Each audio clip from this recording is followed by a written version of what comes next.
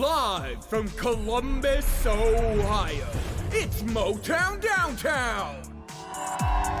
Motown Downtown, come on down to Motown Downtown. Today's guest, Jason Marnocha.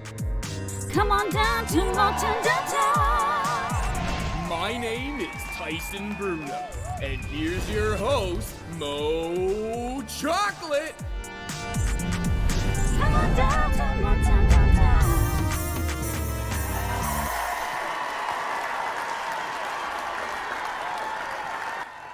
What's up, everybody? How's it going? And welcome to another episode of Motown Downtown, where we are here to make sure that you have a wonderful time and the greatest time. That's right.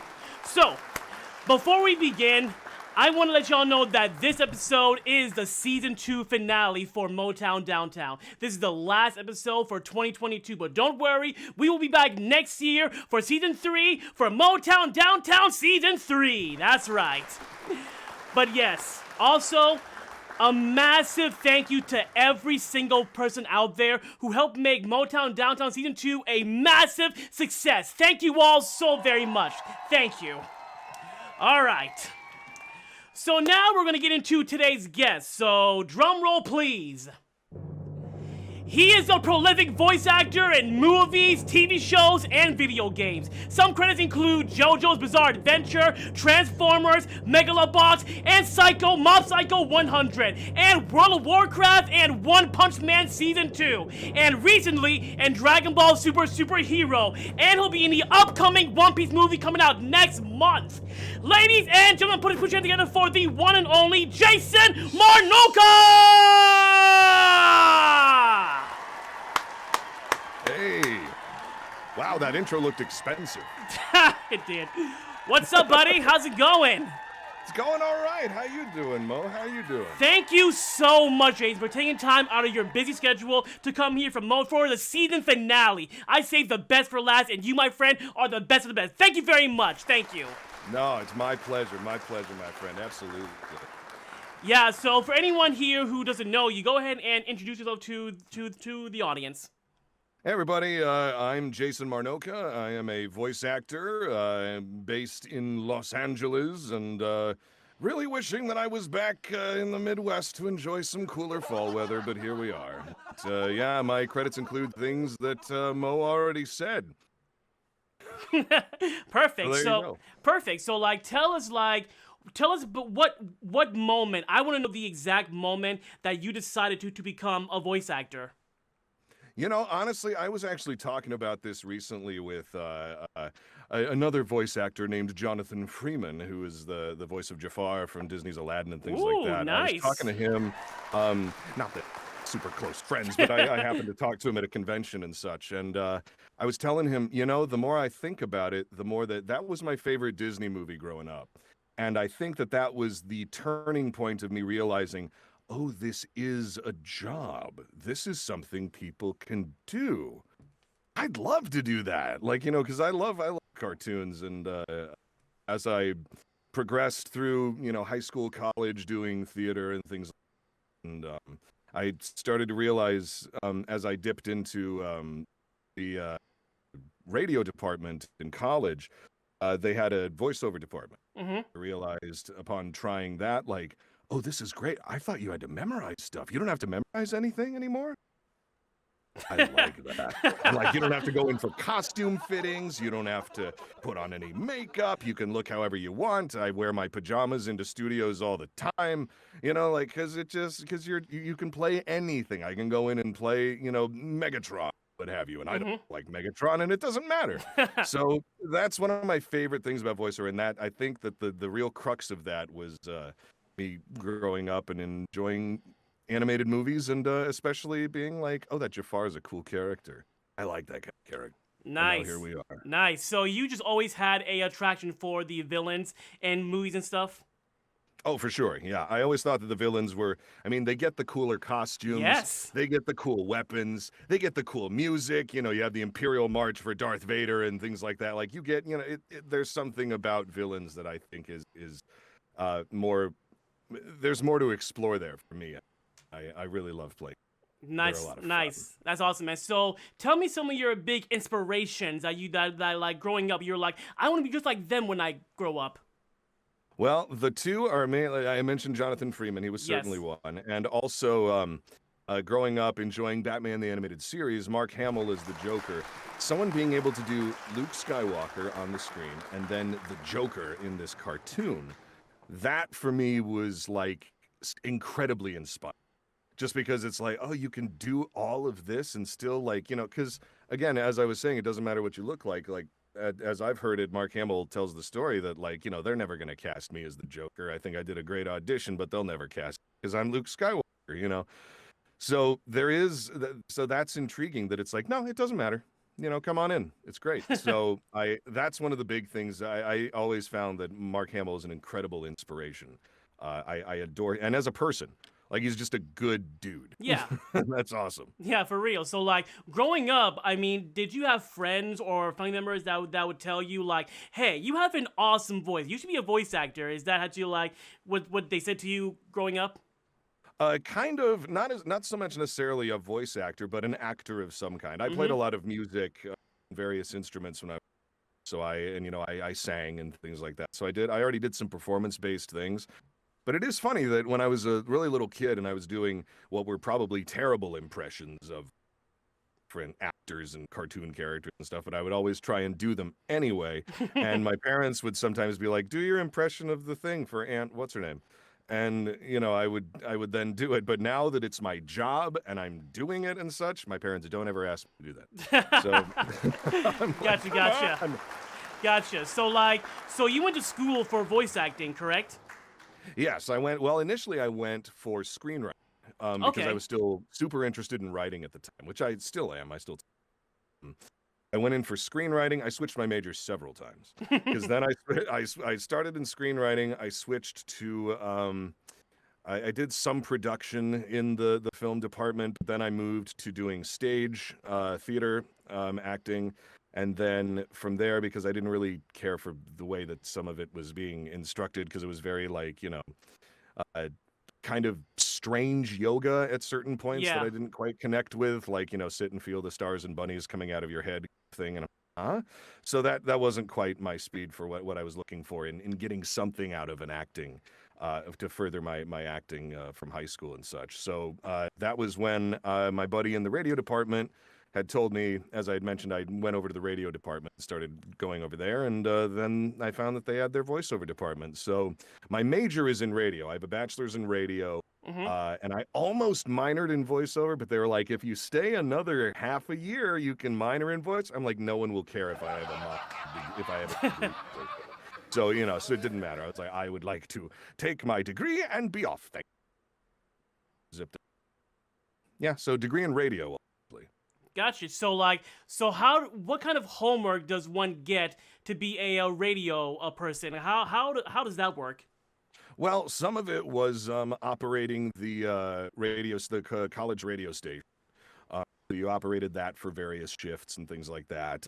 Actually, something that I did quite frequently was make the promos for things because I have this deep voice and whatever. So I would do the promos, do the stings for the.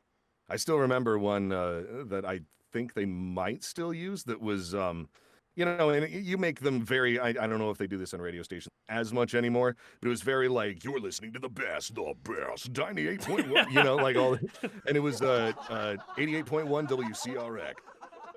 And I remember that in this specific one, I was doing, like 98.1 or 88.1 WCRX. And then I cut to the officer from A New Hope from Star Wars going, this station is now the ultimate power in the universe. And then I cut away to something else. And I remember being delighted by that and the fact that they accepted it and used it for quite a while in circulation. But so yeah, just cobbled together different things like that. Putting together song things, and it was a lot of like hands-on working on stuff, which was actually really, really helpful and also really freeing, and also really in some ways kind of boring because it was because I'm going to be honest, we were listed as playing. The title for our radio station was Chicago. And it's like, oh, super cool. We did not play any underground music, really. It was a lot of top 40s, which some of the professors lamented. They were like, we hate that we have to play top 40s, but we do.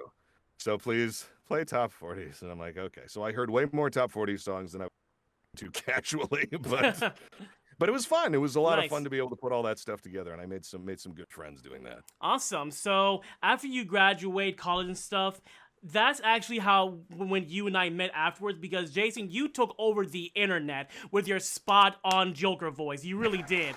It's just like, I heard your voice, I'm like, that's Mark Hamill. How does he do that? And so I gotta ask you, how did you perfect that voice, man?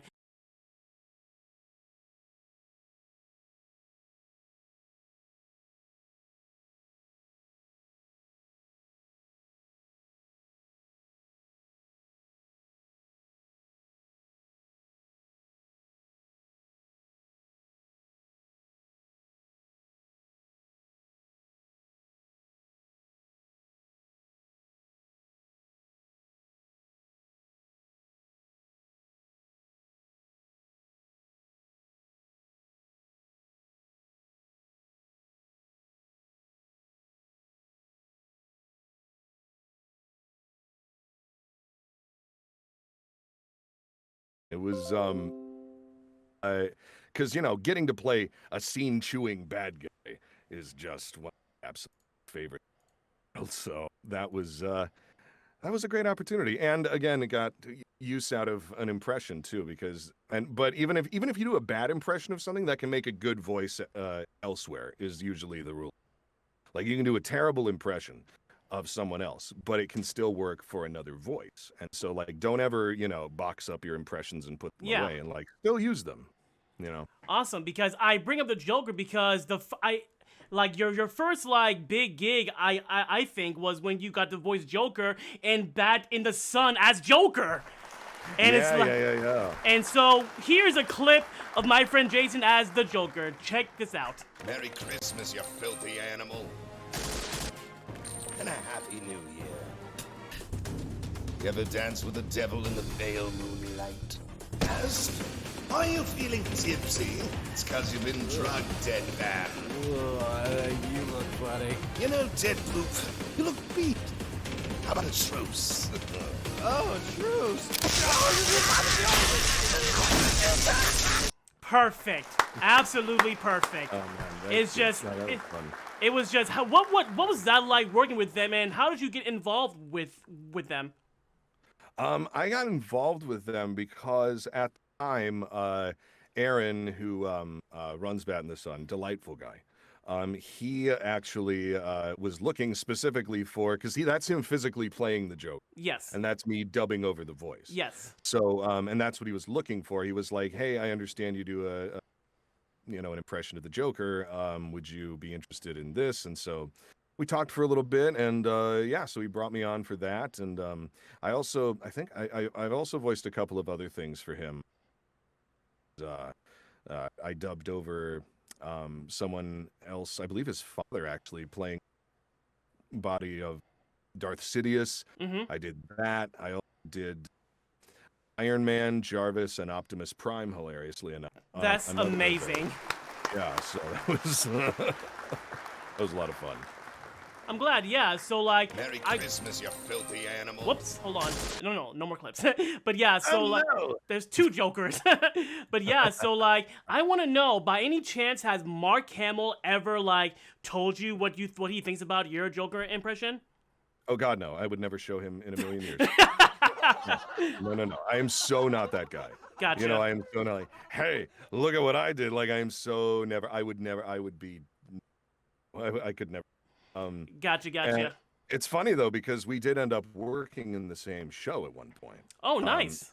Yeah, when we did the third season of the Transformers Prime Wars trilogy, there was Combiner Wars, Titans Return, and Power of the Primes. And in Power of the Primes and Titans Return, Mark Hamill voiced a character called Megatronus, who's essentially like the Decepticon, like god, more or less. That's incredible. Yeah, so we got to have like scenes together. I never got to meet him. Okay. But I have a print that I made of one of the scenes of us facing each other, talking to each show. So I do want to head to Comic-Con sometime again and like just be like, hey, could you sign this, please? I would love that because it was the biggest thing in the world that we got to be in a scene together. And it was so cool. And That is, congratulations, man. That's so cool. That is just that was a dream come true. For really, real. Like getting. Congrats. So then then it was like one thing after another, man. You were taking over YouTube because next up you were in Death Battle. You were in Death Battle. As your first one was Deathstroke, I believe, correct? That's correct. Yeah. So here's a short clip as Jason as Deathstroke. It's your lucky day. I can show you. If you spent half as much time concentrating as you do talking, perhaps you'd be less predictable. Incredible. Amazing work there, buddy. That feels like so many years ago. And you've came a long way. Yeah, that's true. Yeah, so like how'd you get involved with the fine folks at Death Battle? No idea. I don't remember. God, that was. Let me think here. Okay, that was. I believe that was an audition process. That was an audition process. Yeah. So I had auditioned for, and to be. I believe Curtis plays Deadpool in that. Yes. Yeah, and he's a delight. He is. But yeah. That was a fun experience too because I've been in a couple of death battles with them now. I was Deathstroke. I was Darth Vader. I don't remember what else. I don't remember. I believe you were also Loba. Lobo. Yeah, that's right. Yeah. That's right. I did Lobo. I did my research. That one was crazy. I did my research. I did You my did research. Do your research, man. You did. That's how we do it. It's your lucky. I keep forgetting to turn off the clip. Sorry. Go on. Oh no, that's all I got. Okay, yeah. So you got to meet them, and have they ever came back to you to ask you to audition for other characters? Oh yeah, I mean auditions happen all the time. Yeah. I'm still auditioning for a character. Yeah, it's always just a constant process. The job of voice acting is mainly for. Okay, So, good to know. There's a lot of that, yeah. So what really blew my mind was when I saw your name in big bold letters on Toonami. On Toonami, because I'm just like, Jason's is a voice and character on Toonami, and that show is Megalobox. Congratulations, buddy. Congratulations. Thank you. No, I loved Megalobox. That was one of my absolute favorite because it was the first time I got to be a series lead. Yeah. That hadn't really happened yet. I've voiced a bunch of like bad guys in various such, but I had one of the series mains, and so that I love the Coach Nando character. He is one of my favorites. The show is so special to me. And you did a fantastic job. So here's a short clip as Jason as the coach. A match with Gearless Joe will get them the attention they want. The real fights will be the final two, and we'll be using those to advance into the top rank. Man, this is why people hate amateurs. Going all out in an underground match that's mostly for gambling. One with a fixed outcome at that. It's not like he's gonna lose either way, you know? Incredible. I'm like flabbergasted that you're actually here. I love it. Amazing job, buddy. But yeah, how'd you get involved with that show? That was another audition process. I had auditioned initially. It was a little more, when I first auditioned for Nando, it was a little more, but what you doing here? It was very, very broad. Very kind of New York. But, and so I got an email back after I'd sent that audition, and they were like, hey, can you like pull back on that just a little bit? And so then it became kind of more like this. A little less, quite as broad. So that was, and that was it. And then got to meet all sorts of amazing folks on there. Got to meet KG, of course, who voices Joe, and is just oh my God, scenes with him, and he's such a delightful guy. Like oh my God, I can't explain how many feelings I have about being involved in the show. Ezra Weiss, who directed us, longtime friend, absolute delight. He is one of my favorite. Erica Mendez, who has directed me since then, and we've worked in a lot of things together. Just everybody in that show just brought their A. I love So much so that when we first recorded the first episode, like when I went home that night, I bought the soundtrack immediately. 'Cause Nice. The soundtrack is so good. rockin'. I love it so much. Yes. So good. So yeah, I love Megalo. So, I always. so what was it like for you? Because I know you grew up watching Toonami back in the day, also, right? Yeah. So what Yeah, was yeah. it like? What was it like to hear your voice on Toonami for the first time? Like, did you shed a tear? Were you like dead silence? What was that like for you? I definitely shed a tear. I think that the first time that I showed up on Toonami was actually JoJo, I think. I think my debut into Toonami was JoJo's Bizarre Adventure as Keicho Nishimura. And but yeah, seeing that happen was just, I mean, I never would have thought, like it was so, I didn't expect it to hit me quite as it did. Because yeah, growing up I have a lot of precious memories of, staying up late, really nice. So it's kind of comforting that way. And so being able to appear in shows that show up on this thing is just phenomenal.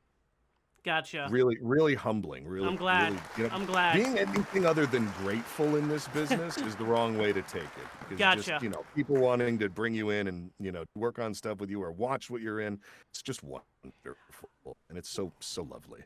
Also, okay, so real quick, Jason. I don't know if it's on my end or your end, but I think your mic, whenever you talk, like cuts out for a few seconds, then comes back. Yeah, I'm not sure if it's my end or your end, but like for a second there, for like almost 3 seconds, it was a mute, then you came back. Oh, that's weird. Can you hear me now? Perfect. Yeah, I can hear you perfect. It Okay, comes at random times. It's weird. Oh, Tech that is difficulties is fine, y'all. Right. Do you want me to switch to just my default microphone? Maybe, yeah, because it's cutting out again. Okay, how does this sound? It sounds good, yeah. Not bad. Okay, because this should be my computer audio. Okay, so I'm not hearing any cutouts, so we should be fine then. Okay, cool. Gotcha. Sorry, everyone. Sorry, everyone. Tech, right? Technology. It's amazing, but I'm stuck in this television. So what do you want from me? yeah. So like, so then after that, it's like I can only imagine how big this was for you because I know you're a big fan of this. You were cast in Transformers as freaking Megatron, man. That is incredible. That is incredible. There we go. Thank you. Oh wow, that gave me shivers. It really did. But yeah, here's a quick clip as Jason as Megatron. I want to see an end to this war as much as you do. Yes, the words of your leader. Honorable Cybertron needs strength. The Autobots got away with highly purified energon. Who let this happen? Wow. I'm no words, man.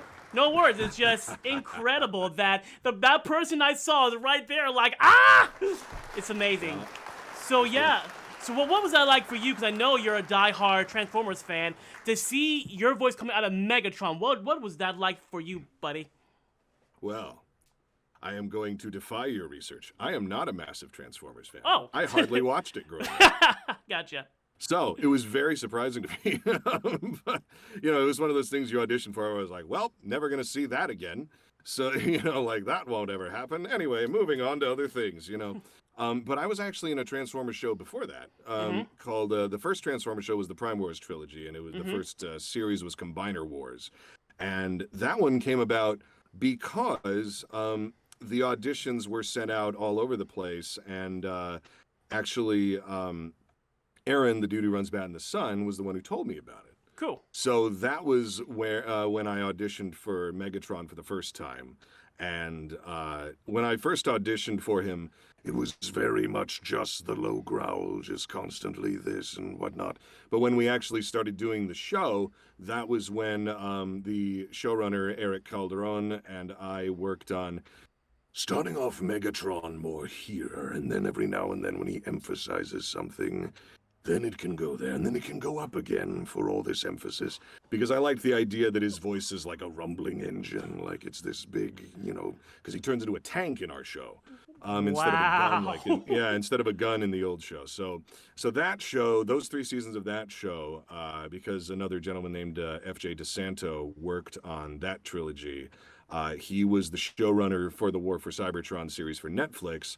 And so basically, I got a call one day, and it was FJ, and he was just like, "Hey, man, so I'm doing Transformers again, and I would really love you to come back and do Megatron." And I'm like, "Well, say no more. I had a lot of fun playing that character. I didn't know much about it going in, but I know more about Transformers now." So I'm like, "Yeah, I'd love to do that." So Incredible. Yeah. Incredible. Have you ever like met the OG voice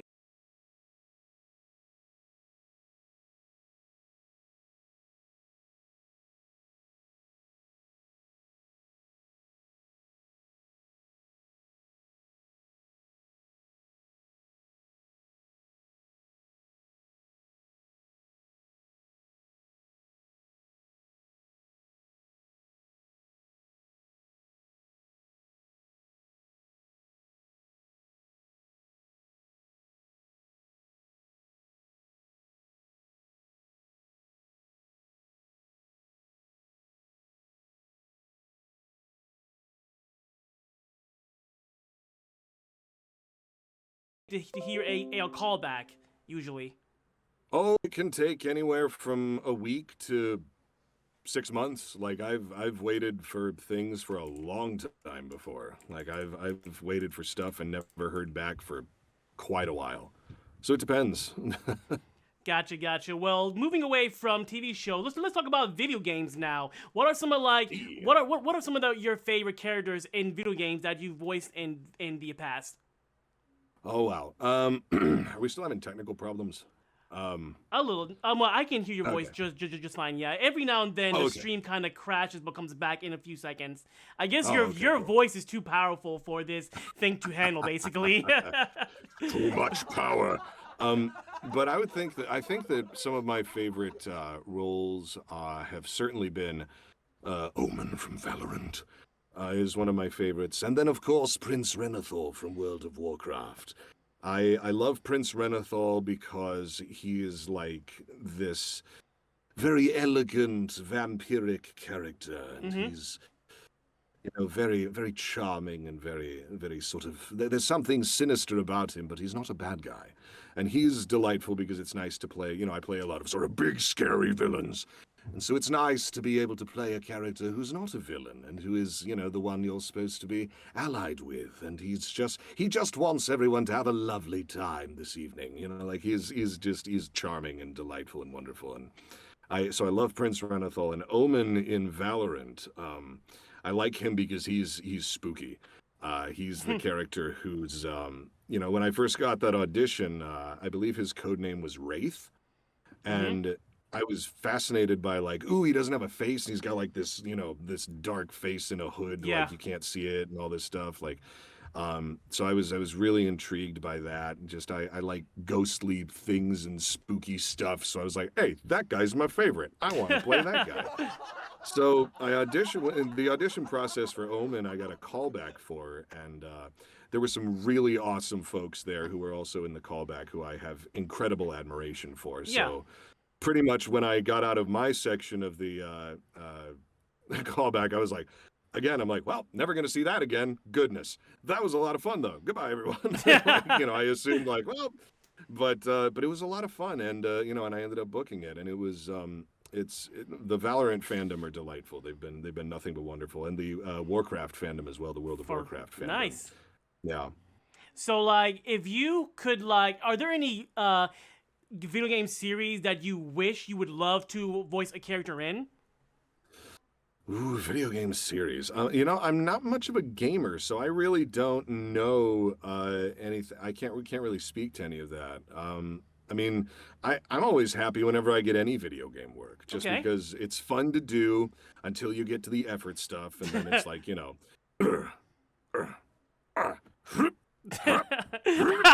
doing steadily rising Yeah, versions yeah. of pain, jump, punch, stab, swing thing, shoot gun, like whatever, like all these things. That whenever you get to the effort stuff, that's when it's like, whew.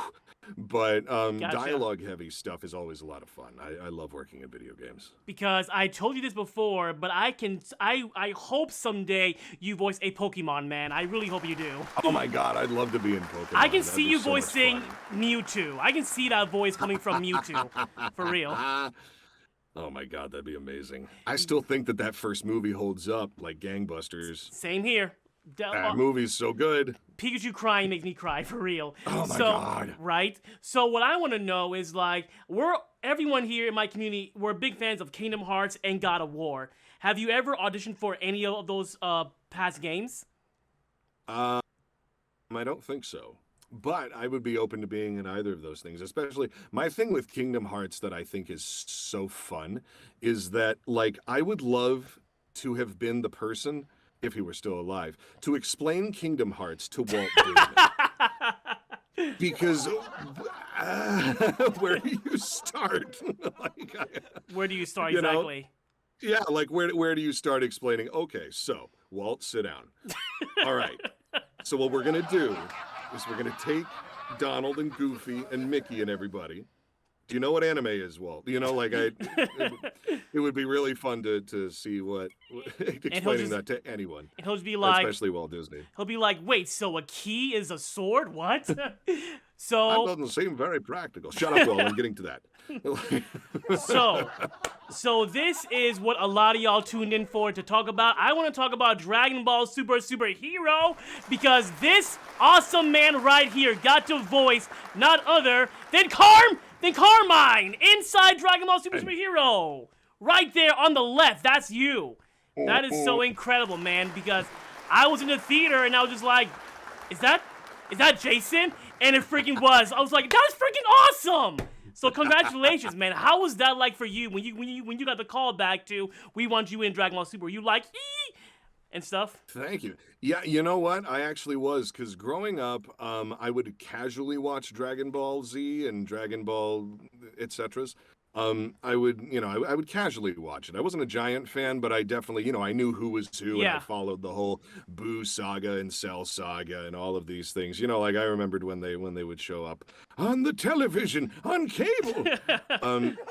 So I remember all of that. And so basically what happened was I believe that I had worked with another director on something else. It might have been One Piece. I'm not entirely sure, but I'd worked with someone else within the Texas area, and they had told Chris Sabat that I have a deep voice, and because they were looking for that for the Carmine character, and they weren't sure who to ask for that.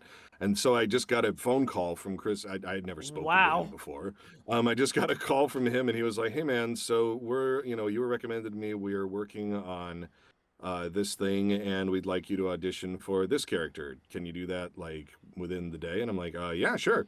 And so I went in and auditioned for it, and sent it off to him real quick with the specs that he had given me. Like, he has a deep voice, he's very pragmatic, he's very chest forward, things like that. So I sent it in, and then the next thing I knew, I was cast, and they flew me out to Texas and put me up in a hotel, and I recorded it that next day, and then I drove back to the airport and drove home. Big whirlwind. That's amazing.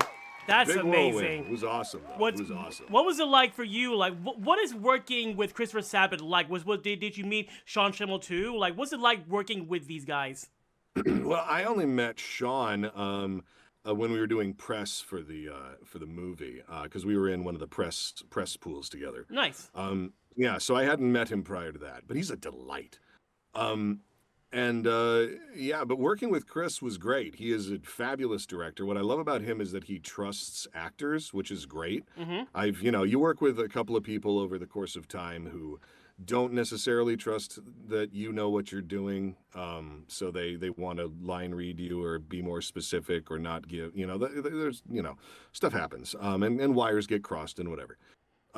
But no, working with Chris was smooth as anything. He was delightful. He knew what he wanted. He knew that, a little nudging in this direction would get us both there. And So we just cranked it out. It was fabulous. I knew who all the characters were, thankfully, as opposed to, something like JoJo, which I hadn't heard of any JoJo. I didn't know what that was. So, Yeah.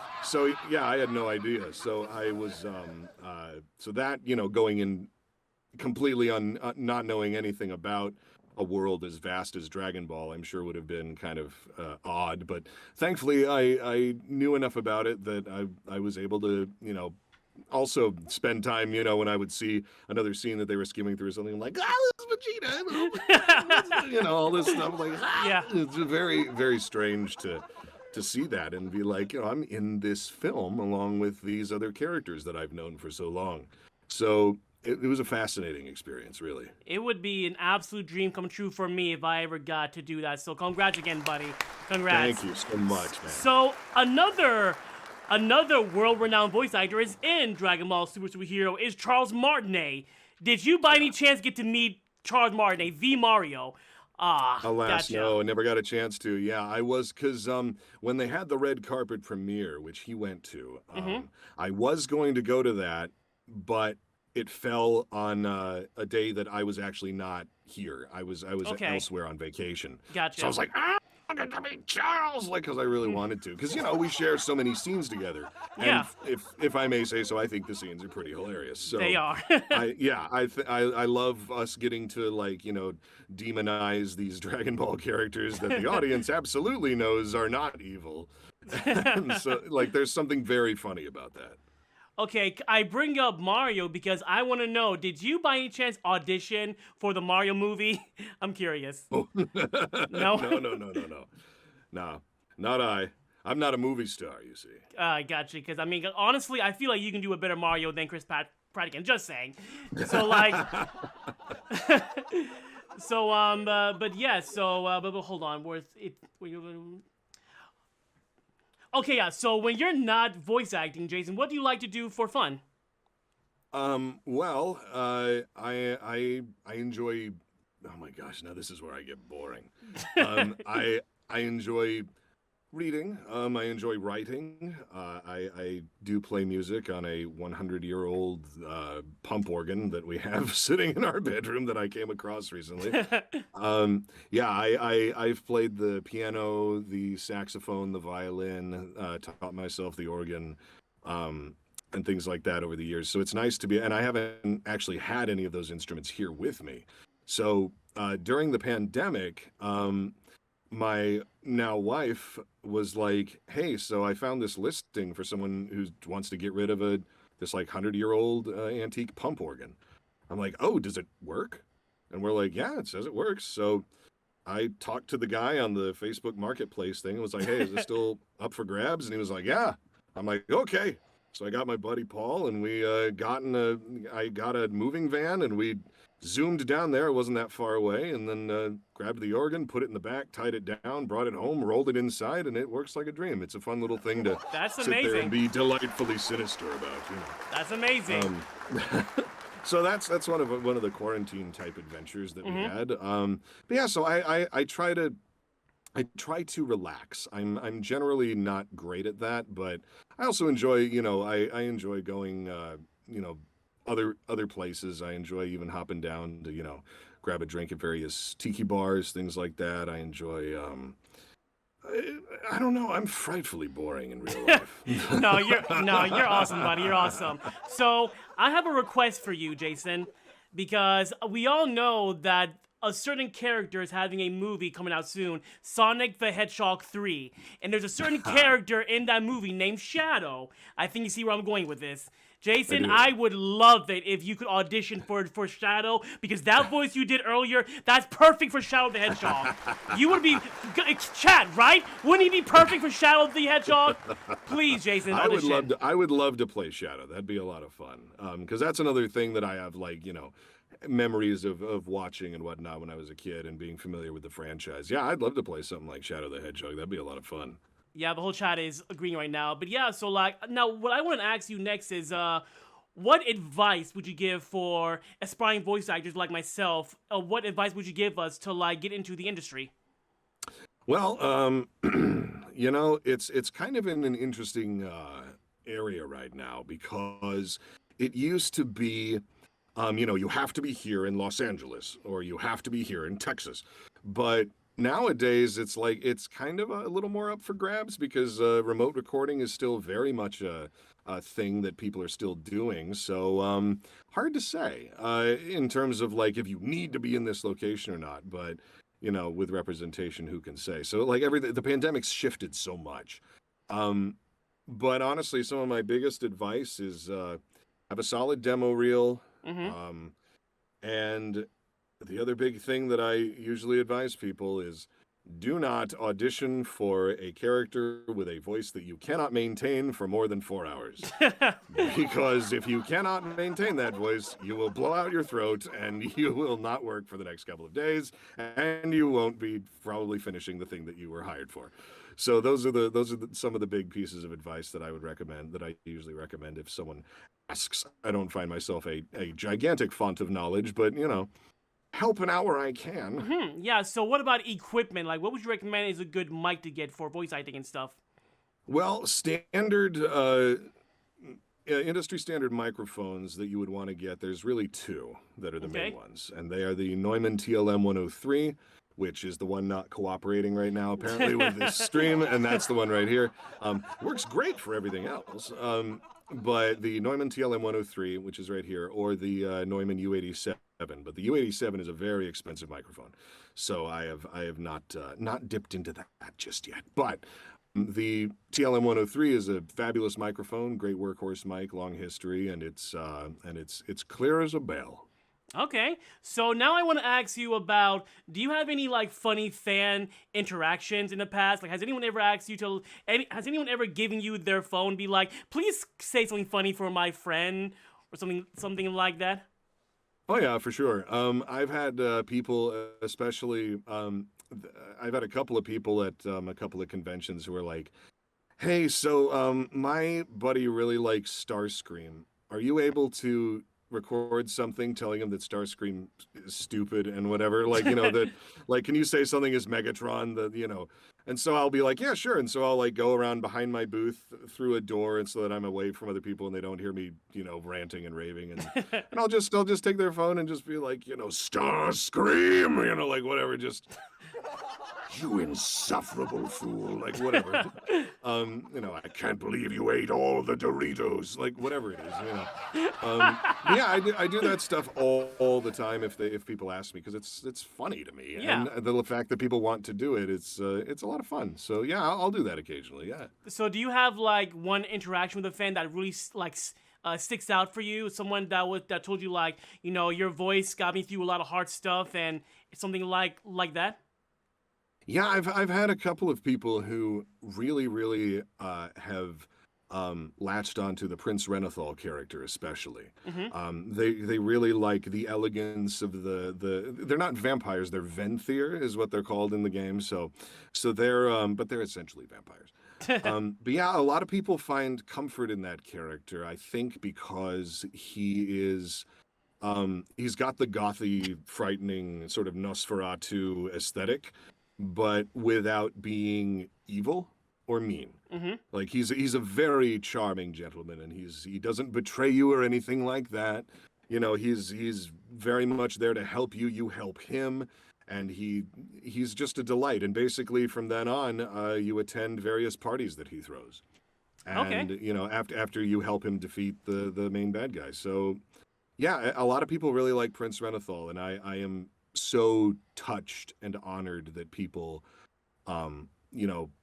let me know that, like, because that's a very important thing to realize, like, oh, something that was a gig or what have you, no matter how fun it was or whatever, like, it was still a job that you go and do another job. But people who have reactions like that are part of the reason that it's you realize that this stuff is important, and you realize that this stuff it means something to people, and that's kind of very humbling and fascinating and wonderful to hear.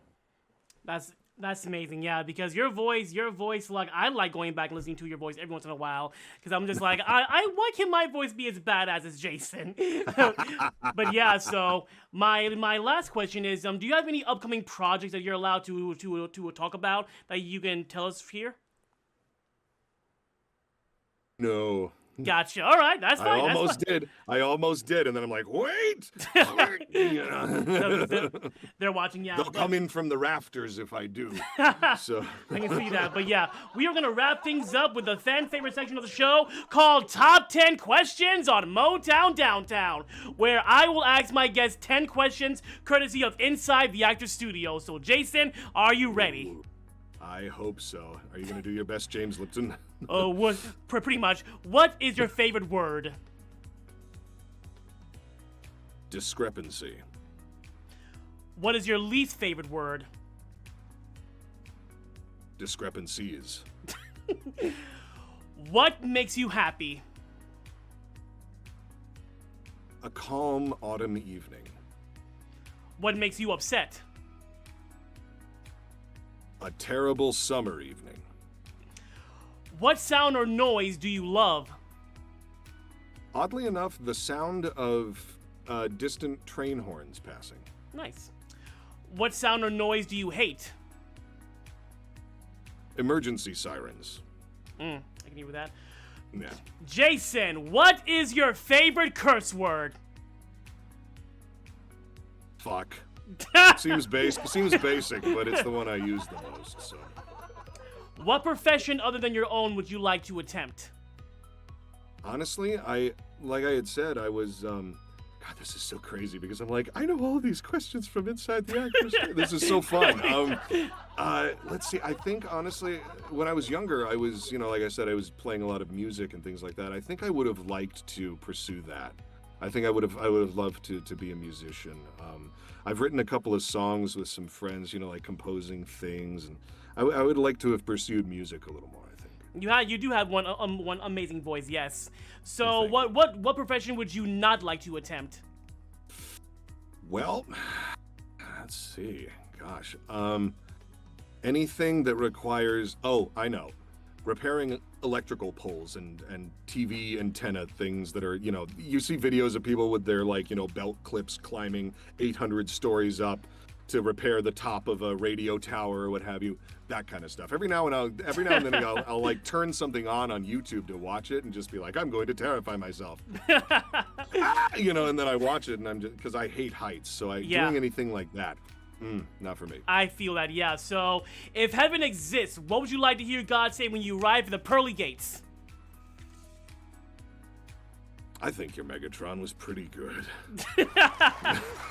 One more round of applause for our amazing friend Jason. Jason, thank you so much for coming out here again. This was an amazing interview, the best interview we've done this season, bar none. So thank you again, buddy. Thank you so much for coming out here. So how about some parting words for the audience? Well, thank you, first of all, Mo, and thank all of you for tuning in. This was delightful. Mo is a fabulous friend. I'm glad that we've reconnected on this, and make sure that you drink your vegetables and eat your rocks and all the normal things that I'm told humans do, and also you can follow Mo, obviously, and if you feel like following me on various social medias, you can find me at Marnocha, just the letter J, Marnocha, and you'll find me.